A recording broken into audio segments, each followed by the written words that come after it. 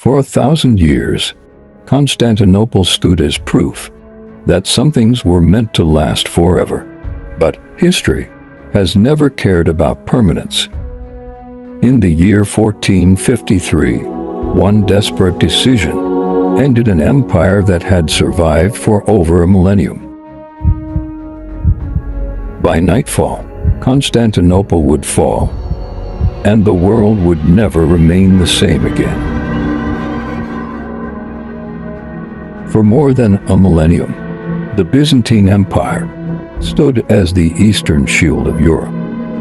Rome itself had fallen centuries earlier, but Byzantium endured until the age of gunpowder arrived, and ancient walls met modern weapons. By the mid-1400s, the Byzantine Empire was no longer an empire in any real sense. Its territory had shrunk to little more than Constantinople itself, surrounded on all sides by a rising power, the Ottoman Turks. Constantinople still wore the crown of empire, but can crowns shine long after the power beneath them is gone? The warnings were visible to everyone, yet acceptance was harder than denial. Can something powerful still be fragile? Men wanted Constantinople for one reason above all others. Whoever controlled the city controlled trade, prestige, and history itself. Inside the city, Emperor Constantine XI knew the truth. His walls were legendary. But walls alone could not stop cannon fire forever, and help was not coming. Their enemies studied the future, while the Byzantines looked backward to their past victories. Success from the past blinded Constantinople from the demands of the future. What happens when reputation outlives strength? Desperate, Constantine turned to the only place he hadn't yet tried: Western Europe. For centuries, Eastern Orthodox Christians and Western Catholics had been divided. Divided by theology, politics, and resentment. Constantinople waited for help that never truly came.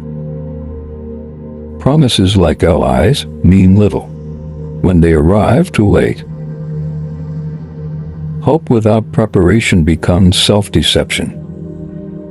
Because survival is at stake, Constantine made a gamble. He agreed to reunite the churches under the authority of the Pope in exchange for military help. On paper, it seemed logical, but in reality, it was catastrophic. The people of Constantinople were furious. A famous saying spread through the city: "Better the turban of the Turk than the mitre of the Pope."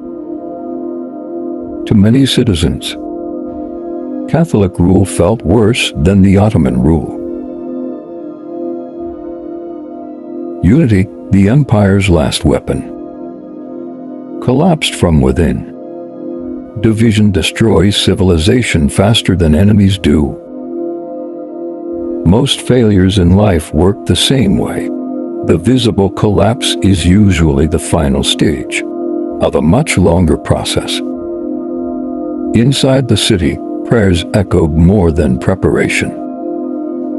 Meanwhile, men too prepared something terrifying. Massive cannons, larger than anything Europe had ever seen. The hunter came as a surprise to the prey, because the prey thought it was invincible. Pride, they say, cometh before the fall. For weeks, the walls shook. Day after day, night after night, stone that had defied centuries now began to crack. The Byzantines fought with courage. But courage alone cannot repair what neglect has already broken. There is always a moment when change is still possible. For Constantinople, that moment quietly passed. Then on May 29th, after weeks of bombardment, the final assault began. Ottoman forces poured through the breached wall, knowing the outcome. The last Roman emperor charged into battle and vanished into history. Constantinople fell, and with it, the Byzantine Empire. At last, Rome's final heir was gone. When the city fell, there was no sound of triumph. Only the heavy silence of something eternal disappearing. Every victory carries a shadow. For one side, the future began. For the other, a world ended. Is victory ever pure, or always paid for by someone?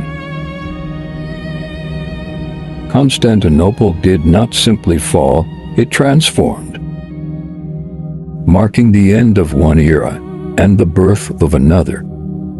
When something ancient disappears, the silence it leaves behind feels heavier than victory itself. History rarely collapses at once. It weakens quietly until one final moment changes everything.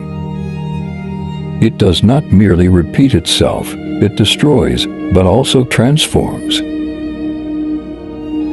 The real lesson of Constantinople is not about walls.